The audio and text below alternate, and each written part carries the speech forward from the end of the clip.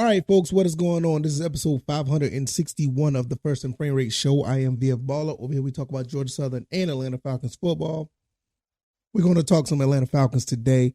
First and foremost, I really need a new hat. I mean, I think this hat was from the draft like 2-3 years ago. I need a new Atlanta Falcons hat, so I'll probably be going out to look for one. But nevertheless, the Falcons have a draft dilemma. I think they're going to have a draft dilemma on their hands.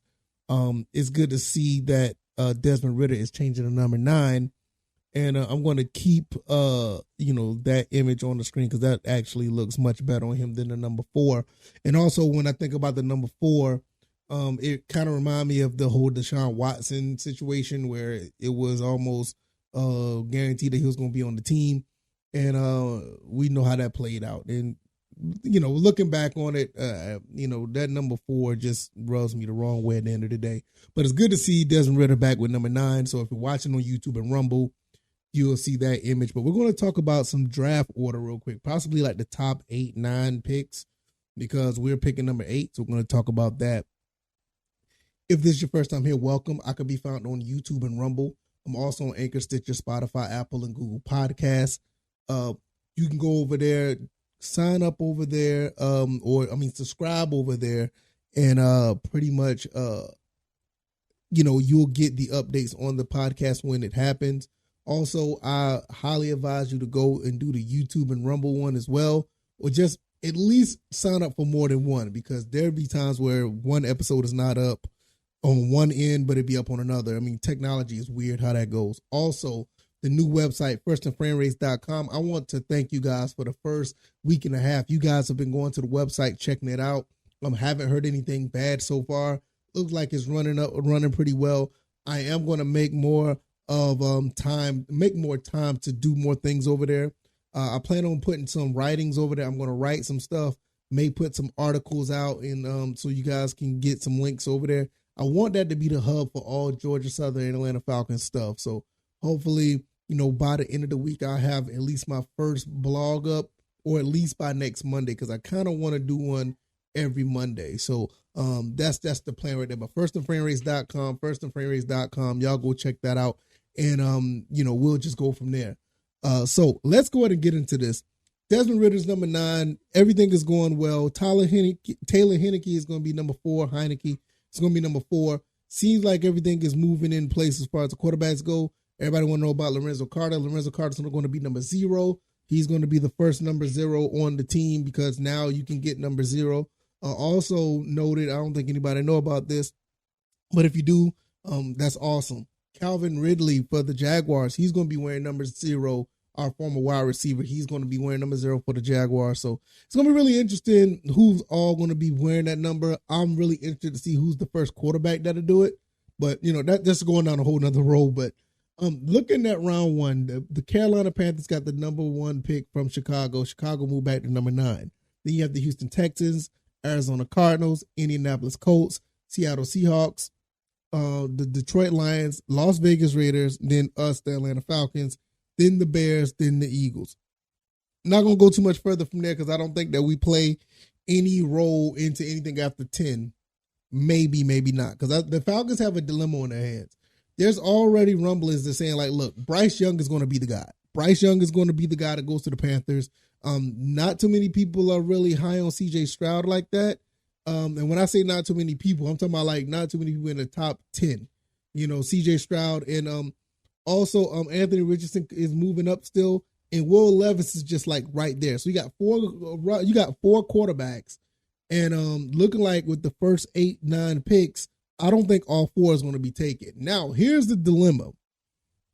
There's already rumbling saying Bryce Young is going to be the guy. He's going to be the guy that goes to the Panthers. There's rumblings that the Texans and the Arizona Cardinals, definitely not the Cardinals, they're not high on the quarterback. Kyler Murray is going to be the quarterback for Arizona. He just costs way too much, and they're going to try to run with him at least one more year. I could see that happening. Houston Texans got Davis Mills. He's not that bad of a quarterback. He's just in a bad situation. Let's be honest. He has some okay receivers, but the team is just abysmal. What can you do? But that doesn't I don't think that warrants them to actually go get a quarterback. I mean, if they don't get a quarterback at number 2, the floodgates open because now you have the Indianapolis Colts sitting there. Will they get Anthony Richardson? Then you don't have I don't see the Seattle Seahawks getting a quarterback. I don't see the Detroit Lions or the Vegas Raiders getting a quarterback. So after 7 picks, you're probably going to have only like 2 quarterbacks coming off the board. Bryce Young and Anthony Richardson. CJ Stroud and Will Levis is just going to be sitting there. And we're not even going to talk about Hendon Hooker. I'm not even going that far down the list of quarterbacks because I think Hendon Hooker is going to surprise a lot of people, but I don't think that a lot of teams are booking on him to be like a top 10 pick. But nevertheless, this is where the dilemma starts. The dilemma starts where, what do the Falcons do? We already, I ain't going to say we, but the coach is already kind of committed to Desmond Ridder in public. They actually said that he's going to be the guy. I haven't seen anything or any indication that Arthur Smith or Terry Fontenot really back against their word when they say stuff like that. But Anthony Richardson, I think they interviewed pretty much all the quarterbacks. I'm not 100% sure, but I know for sure Anthony Richardson was in Atlanta to visit the Falcons. So that's something to think about. But what do the Colts do? Because like I said, 2 and 3 is going to be no man's land. I don't think they're going to pick up a quarterback at all. You could see some team try to move up to get a quarterback. You're probably looking at, oh goodness, I'm looking down the line. Like I said, I don't want to go past 10. But when you're looking at Houston is still at 12, so that's going to be really interesting for them, what they're actually going to do. They may get 2 dynamic players to help Davis Mills. But when you start looking at, let's say, the Jets, because you got to understand, I mean, they may get Aaron Rodgers, but Aaron Rodgers is probably like on a 1 or 2 year rental. You may want to go and get that quarterback for the future. It won't be hard to do that because, it's not going to be like a Jordan Love situation at this point. You're also looking at possibly the Packers, the Commanders. Those guys could move up as well. What about Tampa Bay at 19? Do they try to move up to get a CJ Stroud or whatever? I mean, it's going to be really interesting. So I don't know if they're going to move all the way up to 2 and 3, but when you start looking at 7, 8, and 9, this is where the dilemma starts for the Falcons. What do they do right there? Do they go ahead and stick to their guns and stick with Desmond Ridder? Do they actually get a quarterback right there and put more competition out there? I mean, I already know that they said there's going to be competition between him and Heineke, but what do they do? Do they trade back? Because there's going to be a lot of draft capital. If CJ Stroud goes past number 6, it's going to be a real big scramble for his services. I believe that. If you have CJ Stroud sit behind Aaron Rodgers in New York, or maybe have him come in right away and play for Washington, what about a situation with Tampa Bay? Because I mean, you don't know what's going to happen with the whole situation with Baker Mayfield. I don't think nobody's really high on him. But when you look at everybody, I think those are the other teams that I'm looking at that may make a move. I mean, the Steelers got their quarterback, the Lions, I don't know. I don't think the Lions are actually going to give up on Goff just yet, especially after a strong finish like they had last year. That team is a very, I'll say they're a very interesting team in the NFC North. I mean, because they wreaked some havoc the last 4 or 5 games. So let's see how they build off of that. Now, you're also looking at, Seattle. They just signed Geno Smith to a 3-year deal. They got a number 5 and a number 20 pick. I don't see them going anywhere with that as far as trying to jump and get a quarterback. So with that being said, this is another team that I didn't even talk about, the Tennessee Titans. What do the Titans do at 11? Do they try to stand pat and think that Will Levis dropped down to them? It's very interesting because they don't have a quarterback at this point. I mean, let's be honest. I mean, Malik Willis was going to be the guy, but there is indication that there's moving on from him. So what do the Falcons do right here? It's going to be a really interesting look because the Falcons, like if everything goes well, Bryce Young goes to the Panthers, CJ Stroud goes to the Texans. You still talking about Anthony Richardson probably going to number 4. I don't think the Falcons are going to even be looking at Will Levis's way. We're probably going to end up getting a Nolan Smith or a Jalen Carter. Hell, we might even get Bijan Robinson. I mean, there's so many options at that point.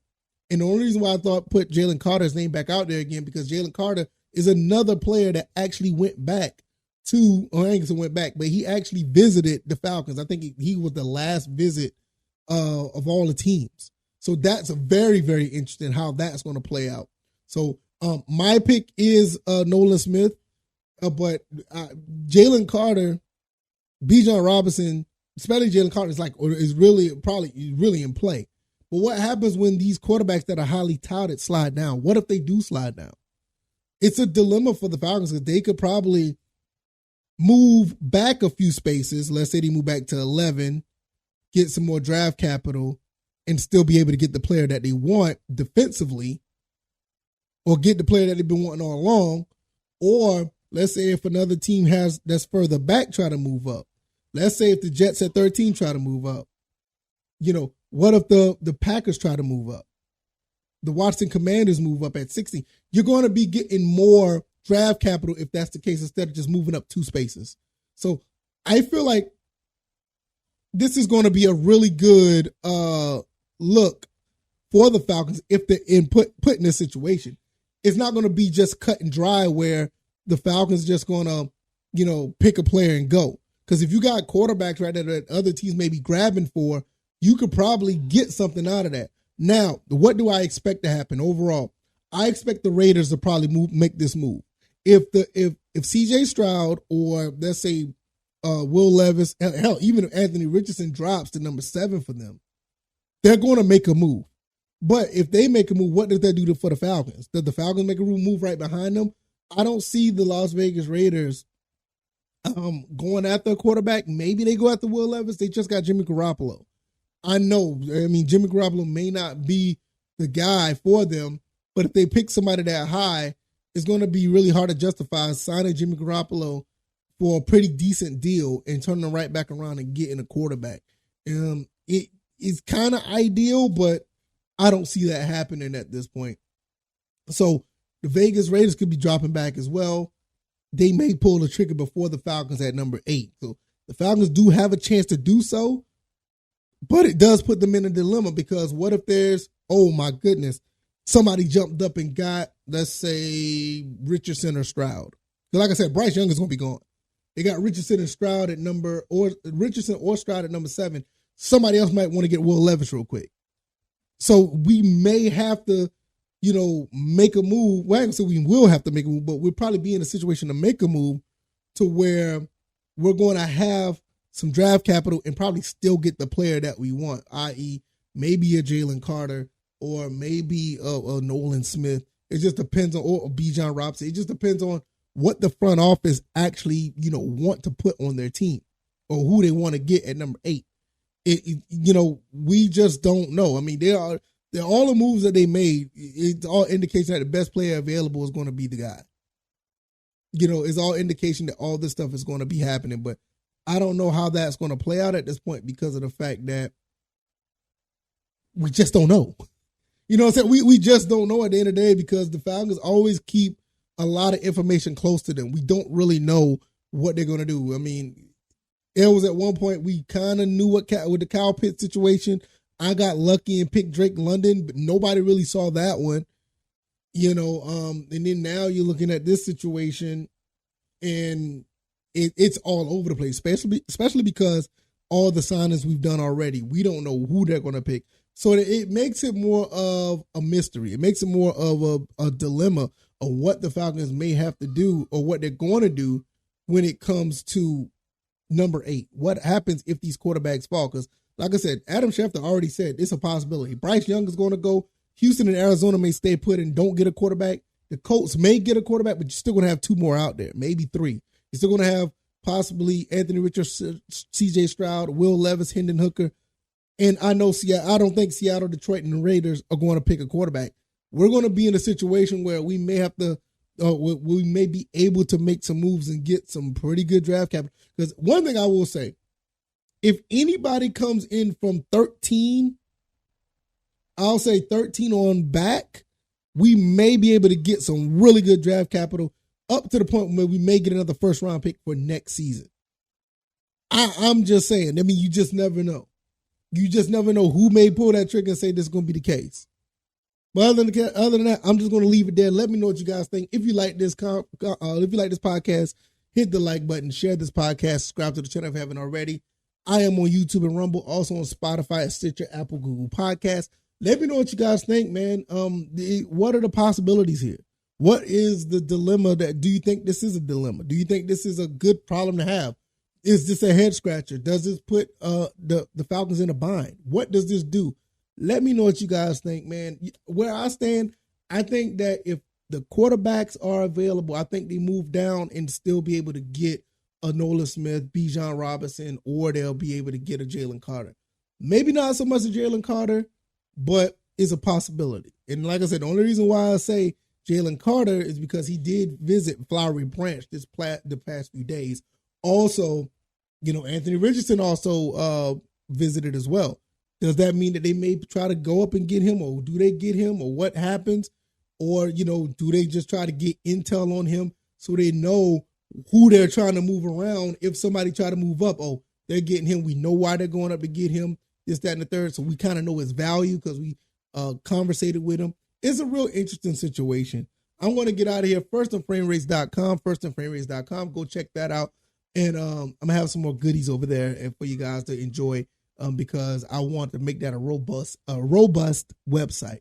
All right, y'all, I'm going to get out of here. You guys enjoy the rest of your evening. I will see you guys on Wednesday. All right, y'all. Y'all take it easy and y'all be blessed. Peace.